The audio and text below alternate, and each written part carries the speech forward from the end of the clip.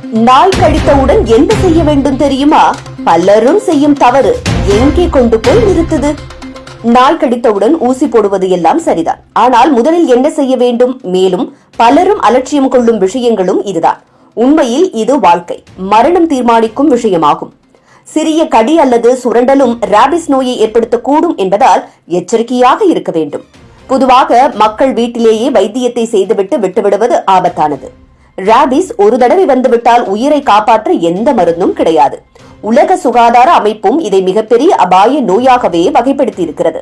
அதனால் உடனடி நடவடிக்கை எடுப்பதே உயிர் காப்பாற்றும் முக்கியமான வழியாகும். நாய் கடித்த உடனே செய்ய வேண்டிய முதல் படி காயத்தை சுத்தம் செய்வதாகும். கடித்த இடத்தை குறைந்தது 10 முதல் 15 நிமிடங்கள் வரை சோப்பும் சுத்தமான நீரும் கொண்டு நன்கு கழுவ வேண்டும். இது காயத்தில் புகுந்திருக்கும் வைரஸை குறைக்கும் முதல் தடுப்பாக இருக்கிறது.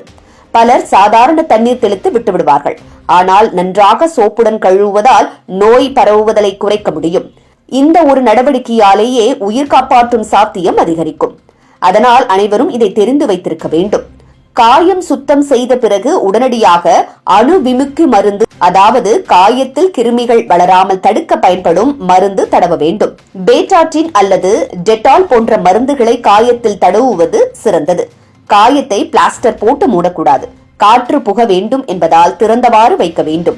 பலர் சுத்தம் செய்துவிட்டு மூடி வைக்கிறார்கள். இது வைரஸ் வளர்ச்சிக்கு இடமாகிறது. அதனால் மருத்துவர் பரிந்துரைக்காத வரை காயத்தை மூட வேண்டாம். எவ்வளவு சிறிய காயமாகினும் அவசியமான முன்னெச்சரிக்கை இதுதான். மக்கள் இதனை தவறாமல் பின்பற்ற வேண்டும். சிறிய கடிதான் என்றாலும் மருத்துவரை உடனே அணுகுவது சிறந்தது. அரசு மருத்துவமனைகளில் ராபிஸ் தடுப்பூசிகள் இலவசமாக கிடைக்கின்றன. மருத்துவர் பரிந்துரைக்கும் அளவிலேயே ஊசிகள் போட வேண்டும். தாமதிக்காமல் உடனே செல்வதே உயிர் காக்கும் வழியாகும். 3, 7, 14, 28 ஆகிய நாட்களில் மொத்தம் 5 டோஸ்கள் போட வேண்டும். தெருநாய், பைத்தியம் பிடித்த நாய் அல்லது தெரியாத நாய் கடித்தால் கூடுதலாக இம்யூனோகுளோபுலின் ஊசி போடுவது அவசியமாகிறது. இதை தவறாமல் எடுத்தால்தான் நோயிலிருந்து பாதுகாப்பு கிடைக்கும். பலர் முதல் 2 டோஸ் போட்டுவிட்டு விட்டுவிடுவார்கள். இது உயிருக்கு ஆபத்தான தவறாகும்.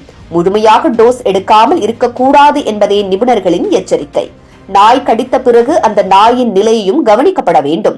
பொதுவாக 10 நாட்கள் வரை அந்த நாய் உயிருடன் இருக்கிறதா என்பதை பார்த்து தெரிந்து கொள்ள வேண்டும். அது இறந்து விட்டாலோ அல்லது பைத்தியமாக நடந்து கொண்டாலோ உடனடியாக மருத்துவரிடம் தெரிவிக்க வேண்டும். நாய் இயல்பாக சாப்பிட்டு குடித்து இயல்பாக நடந்து கொண்டால் அபாயம் குறையும். ஆனாலும் தடுப்பூசி முறையை முழுமையாக முடிக்க வேண்டும். நாய் உயிருடன் இருக்கிறது என்ற காரணத்தால் ஊசிகளை நிறுத்துவது மிகவும் தவறு. எனவே 2 வழிகளிலும் எச்சரிக்கையாக இருக்க வேண்டும். நாய்க்கடி என்பது சிறிய விஷயம் அல்ல என்பதை மக்கள் உணர வேண்டும். ராபிஸ் ஒரு தடவை வந்துவிட்டால் உலகில் எந்த மருந்தாலும் காப்பாற்ற முடியாது. அதனால் தடுப்பதே ஒரே வழி என்பதே மருத்துவர்கள் எச்சரிக்கிறார்கள். சிறிய காயம் என்று எண்ணி தாமதம் செய்தால் உயிரிழப்பு ஏற்படும் அபாயம் இருக்கிறது.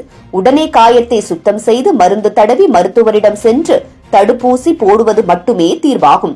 மக்கள் இதை புரிந்து கொண்டு அனைவருடனும் பகிர வேண்டும் என்ற ஒரு தகவல் கூட ஒருவரின் உயிரை காப்பாற்றும் என்பதே நிதர்சனமான உண்மை.